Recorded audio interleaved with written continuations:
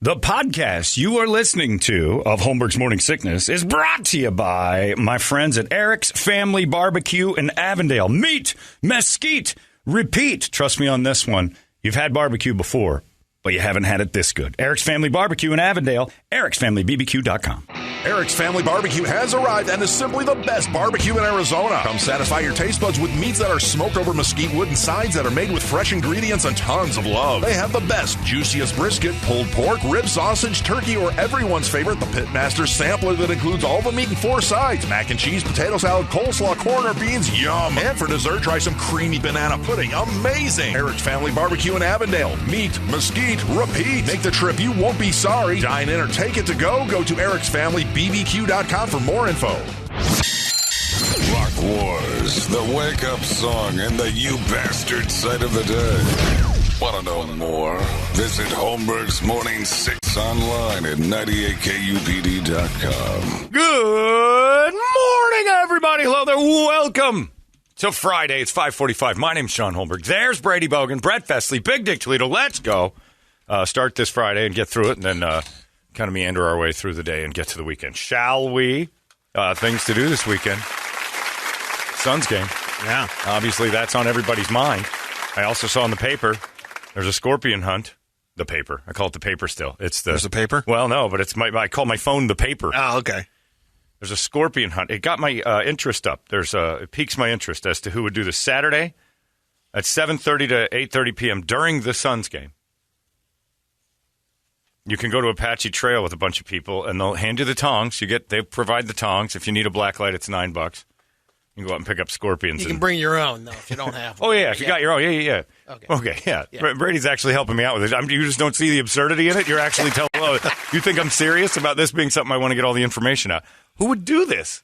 Melissa. Villasenor? Yeah. Why? Why would anybody do this? Why would anybody in their right mind go, you know what? Has no idea about the Suns or okay. Vedder. It doesn't even matter if it's the Suns. Why would you go out and pick up scorpions for somebody in the middle of the desert? And what do you do with them, too? Why? I mean, are we sucking venom out of them? It doesn't even say why. It's just learn about scorpions and how to track them in the dark. At the desert, in the desert, the scorpion event in Apache Junction. You're welcome to bring your camera. You remember what an exciting photo that would be? Yeah, do it at my house. The first time you've seen the scorpion in the black light, right? And that's it. I'm not driving to Apache Junction for that. And it's a one and done. And you can say you can do it. Tourists. Just set a little shed and have a couple of them in there, show them real quick, and then turn the Suns game on. Two things about this: you never have to go to Apache Junction for anything. The thing Apache Junction has, it goes, I can only get that there. They have a lot of scorpions. Yep, and they do. Reptiles. Guess who else does? Tempe. And meth. There's loads of meth. Yeah. You take a black light, you're going to find one. You don't have to go out there. And if you love meth and you want it from the tap, then you go to Apache Junction. Otherwise, ice cold. Yeah. I mean, that is coming out of that thing. It's at its peak. Come on down to Apache Junction. ... Stop. End message. I don't care what else you have to say. The answer is no. Meet the Mercury is less offensive to me than come on down to Apache Junction. Game time. Today at Fry's, Diana Taurasi and her friends, I'm like, I'm shopping at Safeway today. I don't want to do it. I'd rather step on scorpions than do either thing.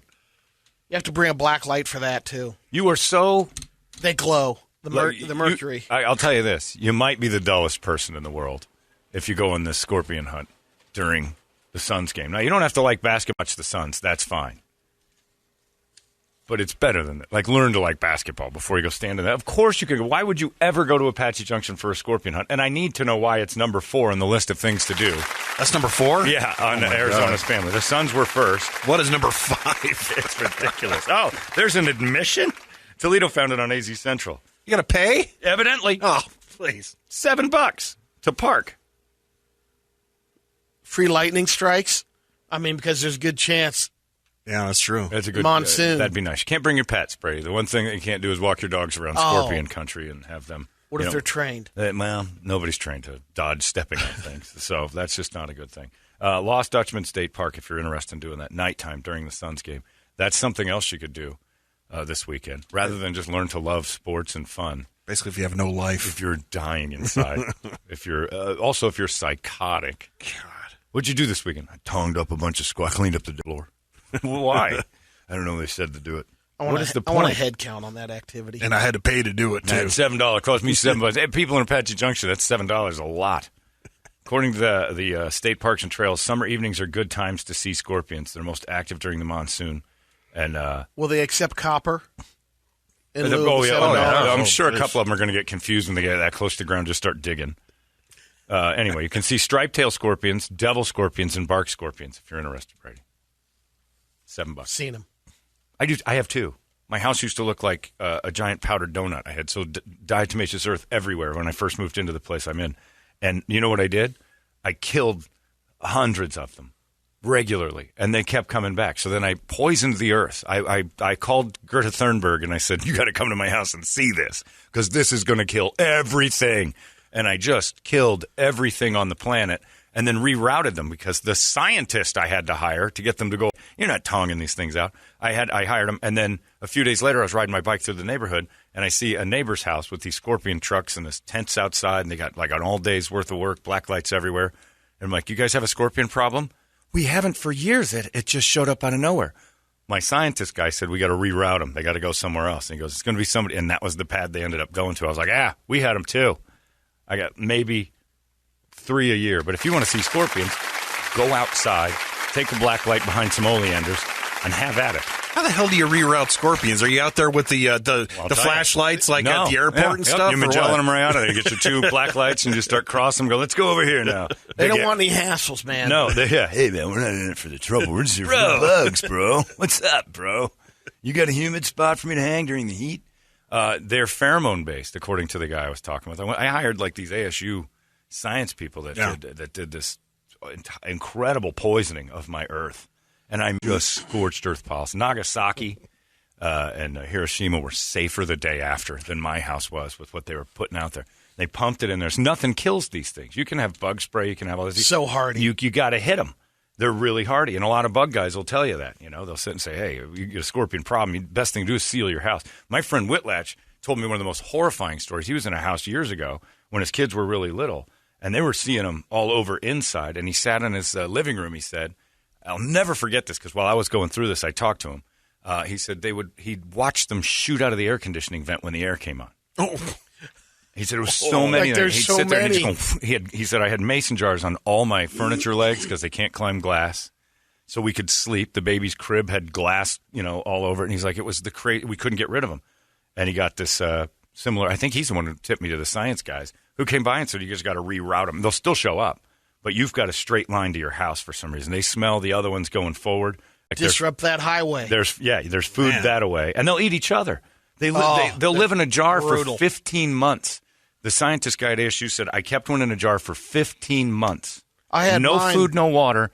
Opened it up, poured it out, and he just starts walking. It's like at the old station we worked at, I had Roy Bacon for a year and a half in that little plastic. They don't care. And they're fine. It wouldn't eat for months. It's almost like they go into little weird them, comas. They revive. Yeah. Anyway, you've learned all you need to know about scorpions. Now, go watch the goddamn game and be a citizen. Don't go out to this. Here's my $7, son. Yeah, I mean, I don't even need to go to AJ Give now. Give me $7, Brett, and everybody else is listening gets that same deal. It's $7 to listen to that. But yeah, scorpion hunt number 4. $7 for the hunt. Yeah, it's weird. You can do it. And how to join? If you want to hunt scorpions, you have a friend with a house with scorpions or apartment complex. Oh yeah, those are loaded with them.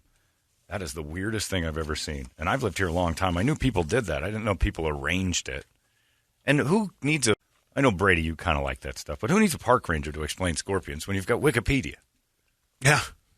I don't need to go to a park ranger and have them go, well, the bark scorpion is one of the most popular. It's like, okay, I know that because of the internet. Shut up, old man. You're live. You're right there. Yeah. You're seeing it in person. Mm-hmm. Sometimes different from seeing it on the computer. Stop. Talking to park rangers is bad. I'm talking about the timing of it is horrible. No, but I'm talking about talking with park rangers for information in this day and age is pointless. Well, Buggy Markham was pretty strong. Did you have the internet when you talked to Buggy Markham? No. Then you needed Buggy Markham. Wait a minute, it was close. It's like needing a phonograph now, Brady. They're useless. Yeah, but she knew a lot about scat. That's right. She was a scat collector. And you evidently wanted to learn about scat. So you two were, crooked pots and crooked lids. You were feeding each other. We brought Buggy Markham in for the summer camp. That's fantastic. If I wanted to learn about I would just look in the internet. Bat crap? Internet. I'm a park ranger walking up here. I remember the park ranger followed me in those, there's those old cave drawings up in Sedona, just a little bit northwest of Sedona. And you can drive. Fake. No, well, some of them were, so you drive back in there. And you get to go in their little house and stuff, and then there's these things on the wall. And he said, I got to watch out for, there's nobody up there. I got to watch out for folks, because they come up here with no permits. And they're looking, I'm like, would you look at that? Jan and Eric loved each other very much back in the cave days. I know, that's why I got to keep an eye on everybody. He was just mean and old. And then Javelina came up, and I said, look at that. You get these pigs all over. It's not a pig, it's a boar. Like, oh, you're a bore. I'm leaving. That's enough. You're one of those guys. You're a Vaseline guy. That's what you want. All right, Vaseline is a product. It's petroleum jelly. Really? Gray Feather plus Little Star? Right. Love Forever? 87. Van Halen rules. I don't think the cavemen wrote this. That's the one that just, when you go over there and see some of those, like in the four-wheel trail, when we did that, and you see the actual the real stuff. And then the and somebody graffiti. ruins it. Yeah. Dicks ruin it. But that's all it is graffiti. I know. It's just kick-ass. Like, you don't like to see the new stuff. It's the original Mexicans. Yeah. They went out and they they're wrote, they're tagging on walls, and that's, and so the new stuff is just as good as the old stuff. Sometimes I'm super impressed by graffiti. It's a few, like I saw one the other day looking at a rooftop, and I'm like, somebody climbed on top of the Lures building and knocked out their air conditioner. It was a pretty impressive display. I don't know why you'd put your art there, but well done, and I don't know why. But that's like a cave drawing nowadays. It's just modern. Anyway, Suns game Saturday or scorpion hunt in Apache Junction. Mm-hmm. Which one? Even dinner with a forest ranger is boring. They're sort of like nature's IT guy. I don't want to hang out with them. I'm very knowledgeable about the trees. Oh, God. Woof. Okay. That's an owl. Now, an owl is a bird with... I'm going to kill him. I'm going to kill him dead. Get your tongs. What are they doing with these scorpions? You might know. You've probably been on one of these. They're probably just picking them up and then letting them go if they're out in the wild. Oh, and there's no point. Kill them. Spray death all over the desert. place. Yeah. Hose them off. Those desert ones are the ones that show up here, Brady. The less of them, the better. I think the ecosystem would be fine without scorpions. Gotta have them. No, you don't. I don't think you do. No, you don't. Because my house used to have them all over, and now I don't, and nothing's different. So in my little ecosystem, not a thing's changed. The grass still grows. Everything's still alive. The scorpions weren't. The lizards keep down the insects a little bit. Yeah. Well, get rid of them, too. You know what would keep it all down? If they all went away. I'd be fine with that. Let's just start spraying. This morning, take your aerosol can and just hose it out in the air and say, "Morning, Greta." Fine with that. Yeah. You don't have to like basketball. We're on our way. All the stuff they're talking about, what's happening with the moon warble. Yeah, the moon's off. It's the tides are going to be high, and we're going to have massive floods. And we're going to lose California. They're all going to be in their masks drowning in the next few days. But, whatever. Again, they're the scorpions of our planet. Heat waves. Okay. I've been warned of this my whole life, and it's never been a thing, so I'm not worried about it. It's no big deal. We're in it now, bro. The one thing I am concerned about is I've heard on the news last night and then again on my drive-in this morning that this parade is being planned for the Suns. I know. They're talking already? You cannot... Don't talk about it. Don't talk about it. Yeah. It's organize it huge, behind doors. Yes. You got to have things lined up. Don't go to the media and say, we've got the parade all lined up if the Suns lock this thing. Stop it. You can't pre-plan championships. It's a jinx. You know who did that? The Patriots. Remember the Patriots did it? I forget who beat them that year. Was it the Giants or maybe it was the Seahawks? Probably the Giants. But they announced their plans for their parade the day before in the paper and said it'll take place Tuesday and we're going to do this, this, and this. It's going to be epic. I think it was the Giants. Or maybe it was Atlanta. 18-0 or whatever. Well, I don't know if it's that one or maybe that was it. But they had the parade route planned out. And you're a laughing stock if you start saying, hey, folks, here's where the parade's going to be and when. If they blow it, that's the reason why. You can't start jinxing that stuff. It's the Bernie Mac for the Chicago Cubs in 2003 when he sang Take Me Out to the Ball Game in the game against the Marlins that turned into the Bartman debacle.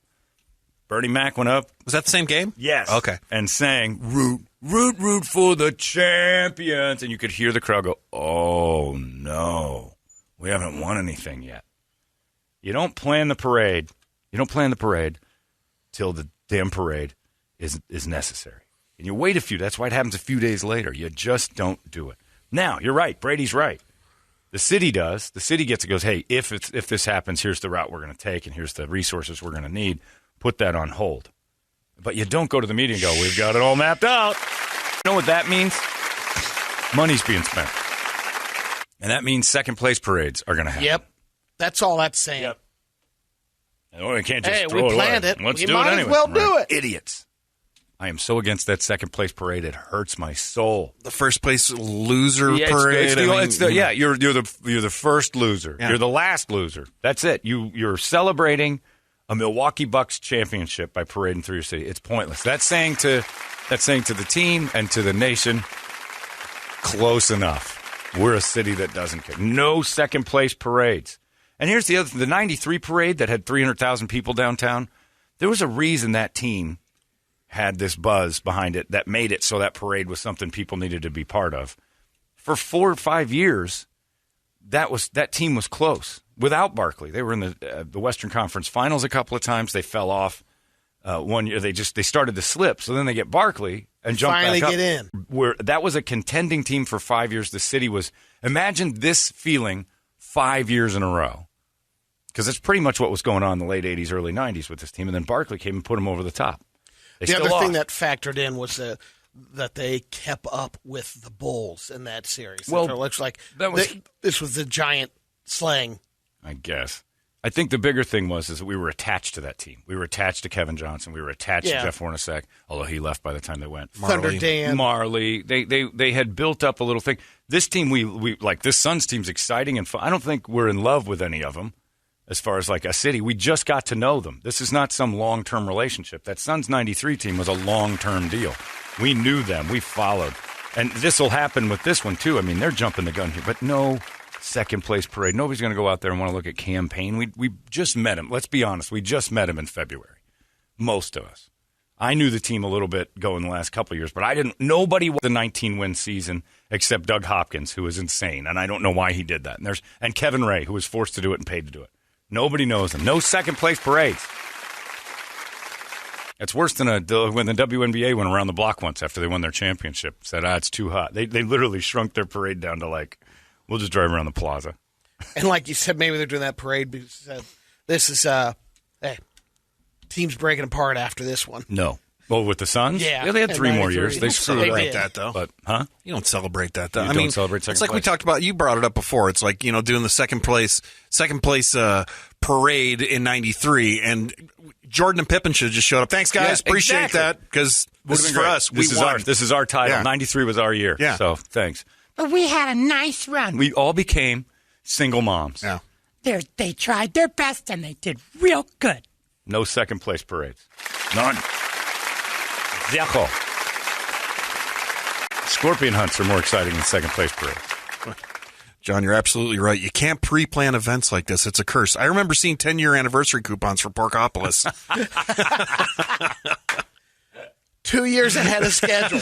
That's right. He was so excited about his 10th anniversary, he had it in its 8th year, and then he closed it up. You can't do it. I do have to say, yesterday, as we closed the show, I was talking about, I said the phrase, you can't, talking about Tactical Black, you can't have a business for 20 years, survive, without it being good. You can't do something for 20 years in a row and succeed at it without you having a quality product. And Matt Van Dusen in California said, I have to take umbrance with that. And I said, why? And he said, WNBA. I'm like, damn it. They did. They screwed that logic up. Yeah. They're 25 years old. They've never been good. They've been buoyed by an investor for years and years. And it's true. Doing the same thing, being in the same business for years and thriving.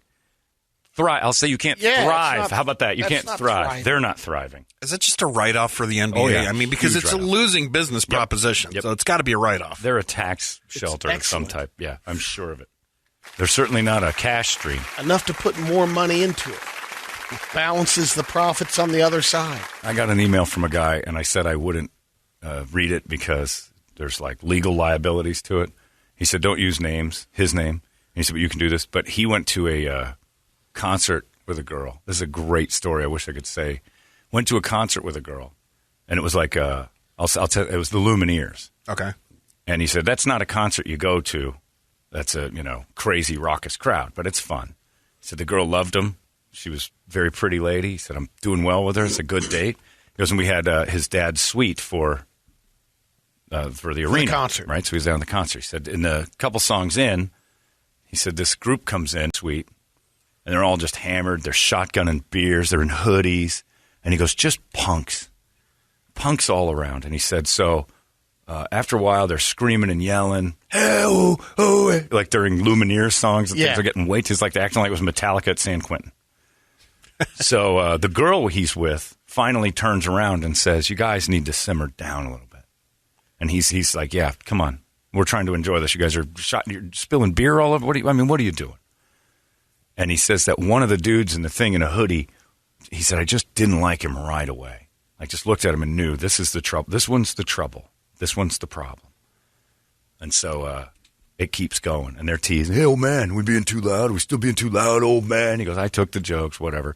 And he goes, but my date turned around and said, that's it. We're done here. Well, one of theirs came over and grabbed his date by the hair and started pulling. One of the girls starts pulling hair, and they start going at it. He said, I grabbed my girl, and the one he hated comes over and starts pushing me to keep the fight going. And I looked, and I said, you put your hands on me one more time, dude, and I'm telling you right now, I'm going to mop the floors with you. He said, he's just a little wiener. Backs down. Next day, gets a call from a local girls' basketball team, professional, that says, I understand, because they filed some complaint. The cops were there and everything. I understand that you were in a fight with one of our players last night. He said, my girlfriend must have been. He said, no. One of them that pushed you. And he goes, that was the Mercury? And he said, I'm not going to file a lawsuit. I want it to be over. He said, we want to offer you Mercury tickets to make this okay. And he goes, no. I said, in fact, I'm so insulted by this offer, I might sue now. Great story. He almost fought a Mercury. Because they were too crazy at a Lumineers show. I might not back down. I'm going to email him and say, oh, God, why didn't you punch her square in the nose and just say, who's to know? Because it would have proven once again, they're not even. It's not a Sheila. Yeah, it's not a Sheila. It's a great story, though. And one of the Mercury bowed up to the fella until he's like, no, this just got real. You want to go? Oh, no. We're good. Like, we hold ourselves in the highest respect and regard, and we're terrified that this happened. We'd love to keep it quiet.